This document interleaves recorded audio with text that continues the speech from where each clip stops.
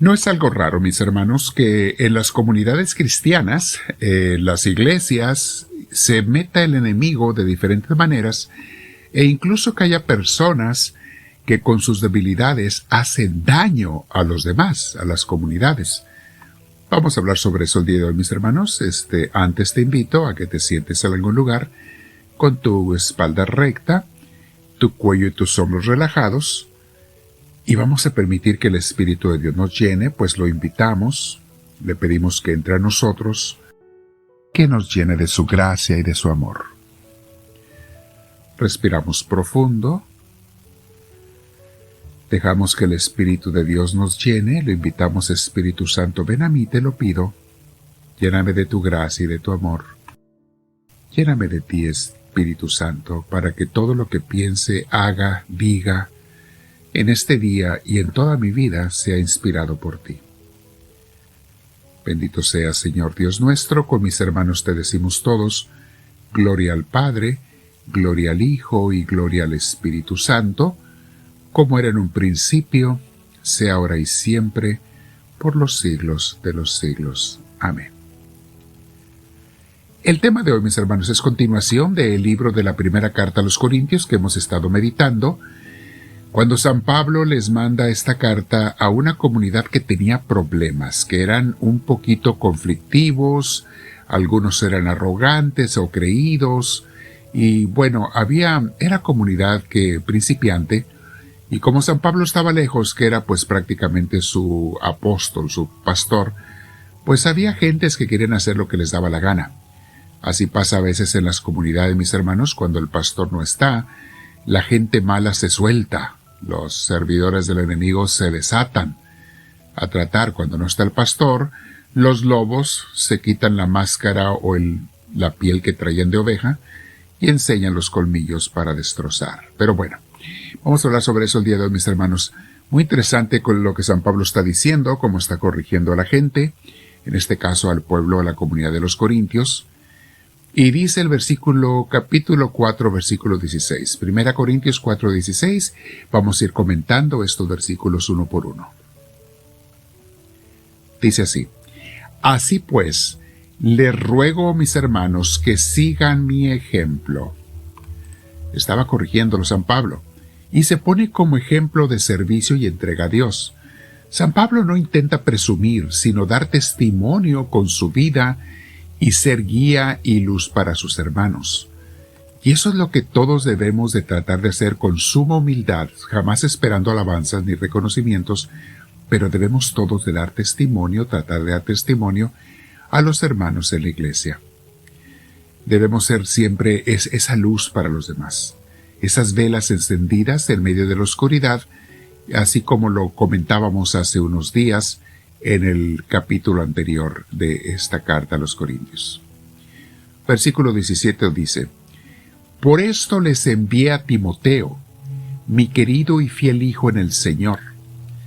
Él os hará recordar mi conducta como creyente en Cristo Jesús, conforme a lo que enseño en todas las iglesias por donde paso.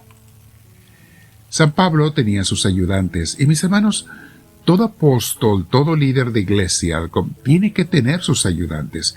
Es imposible que una sola persona lleve toda la carga o pueda hacer todas las cosas. Es irracional. Y mientras más queramos que la iglesia crezca, más servidores tiene que haber. Por eso muchas iglesias no crecen, mis hermanos, o no avanzan, porque no hay servidores. No es necesariamente que no haya buenas enseñanzas, buena doctrina, buena vivencia espiritual, sino que no hay gente que quiera servir como apóstoles, como ministros o en diferentes ministerios. No hay gente que quiera servir, mis hermanos. Entonces, pues obviamente Dios no va a mandar a gente nueva si no se les va a atender como es debido.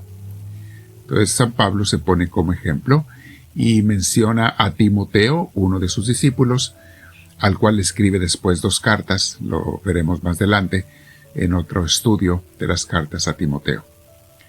Timoteo era discípulo de San Pablo, como les dije, y luego después fue un presbítero, supervisor de región, o sea, un presbítero, un sacerdote supervisor de una región, o sea, un episcopos. Hoy en día a esos sacerdotes encargados de una región les llamamos obispos, que es el derivado de la palabra episcopos. De ahí viene la palabra episcopal, etc. La palabra episcopos o obispo significa supervisor. Es el supervisor o superintendente de una región. Pero es un sacerdote como todos los demás, simplemente encargado de una región. Versículo 18 dice así: algunos de ustedes ya se sienten muy confiados pensando que no iré a verlos. Pero si el Señor quiere, espero visitarlos pronto. Entonces veré lo que son capaces de hacer esos que se hinchan de orgullo y no solamente lo que son capaces de decir. Había gente muy habladorcita, mis hermanos, que se las daba: a mí San Pablo no me hace nada, o Pablo le decían Saulo no me hace nada. Y San Pablo dice, los está amenazando, Amenaza a los rebeldes de la comunidad que querían hacer su voluntad en vez de obedecer a sus guías y a sus encargados. ¿Saben, mis hermanos? En muchas iglesias pasa esto. Se meten personas así, con un gran ego, y que quieren que se hagan las cosas a su manera. Se autonombran o se empiezan a actuar como líderes sin que nadie los haya nombrado. Por lo general, son personas que nunca han tenido ninguna formación teológica y mucho menos formación pastoral, pero eso sí, tienen una gran soberbia, un gran ego, que creen saber más que hasta los ministros de la misma iglesia, los cuales tienen vasta experiencia y han estudiado, algunos de ellos, muchos años y algunos toda su vida. Y llegan estos soberbios que piensan saber más, simplemente porque ellos creen saber mejor. Los orgullosos y los soberbios, mis hermanos, que se cuelan, nunca faltan en las comunidades de Cristo. Casi siempre hay. Es por eso que el sacerdote encargado de una región o de una comunidad tiene que estar muy atento para arrancar esas malas hierbas. Tienen que ser corregidos estas personas o despedidos si no quieren cambiar.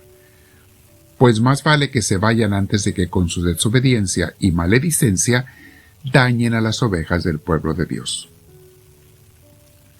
Estos individuos, mis hermanos, son piedras de tropiezo para la comunidad. Versículo 20. Porque el reino de Dios no es cuestión de palabras, sino de poder, del poder de Dios. O sea, aquí no es cuestión de quién habla más. Aquí es cuestión de dónde Dios está manifestando su poder. 21 dice: ¿qué prefieren ustedes? ¿Que vaya dispuesto a castigarlos o que vaya a verlos con amor y ternura? Al final de este capítulo, San Pablo les dice que él piensa ir a corregirlos y guiarlos con amor, con ternura. Pero si no se dejan, si no obedecen, si no hacen caso, tendrá que usar su autoridad de apóstol y pastor para castigar a los rebeldes y desobedientes. Y muchas veces la manera de que hay que hacerlo es con la expulsión de la comunidad. Es lo que pasa en las iglesias, mis hermanos. Siempre el enemigo o la gente mundana se mete a querer hacer de las suyas, a mandar, gobernar. Si vieran cómo he visto yo en tantos años o décadas de experiencia pastoral, mis hermanos, como sacerdote esto. Lo he visto en muchas comunidades. A veces visito iglesias, comunidades, y rápido me doy cuenta quién es el que allí está mangoneando todo, y muchas veces no es el encargado, el sacerdote, o el ministro, o el pastor, Hay veces que hay alguien que se siente más grande. Es triste, mis hermanos, pero eso pasa. Bueno, mi hermana, mi hermano, te invito a que nos quedemos meditando con el Señor. Recuerda que hacemos otros 15 o 20 minutos de oración con el Señor, porque cada día queremos conocer más a Cristo, su obra, su trabajo, en nosotros, en la iglesia, en fin. Queremos ser más personas de Dios. Quédate practicando con el Señor, reparte esta enseñanza, compártela con tus contactos y dile al Señor: háblame, Señor, que tu siervo te escucha.